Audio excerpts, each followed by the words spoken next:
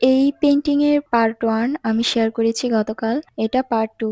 তো এখানে আমি পাহাড়ের ২য় লেয়ার দিচ্ছি শ্যাপ গ্রিনের সাথে হালকা ইয়েলো মিক্স করে। এই কাজটা অবশ্যই যেকোনো ব্রাশের মাথায় অল্প পরিমাণ রং নিয়ে হালকা হাতে ট্যাপ ট্যাপ করে দিতে হবে। আর কিছু কিছু জায়গায় ছায়া হিসেবে খালি রাখতে হবে। মনে রাখবেন পেইন্টিং এ আলো ছায়ার ব্যাপারটা খুবই গুরুত্বপূর্ণ। এরপর পেইন্টিং এর বাকি অংশের বেজ কালারটা করে নিয়েছি। এখানে মাঠে অল্প পরিমাণে ব্ল্যাক, শ্যাপ গ্রিন আর লেমন ইয়েলো ব্যবহার করেছি।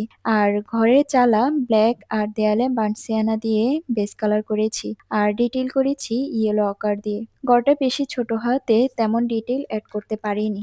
অনেকেই শুধুমাত্র ঘরের টিউটোরিয়াল চাচ্ছিলেন, তাদের জন্য আমি আন্তরিকভাবে দুঃখ প্রকাশ করছি। এই ভিডিওতে ঘরের সম্পূর্ণ টিউটোরিয়ালটা দেখাতে পারিনি, তাদের জন্য খুব শীঘ্রই শুধুমাত্র ঘরের টিউটোরিয়ালটা শেয়ার করব। দয়া করে সে পর্যন্ত অপেক্ষা করবেন।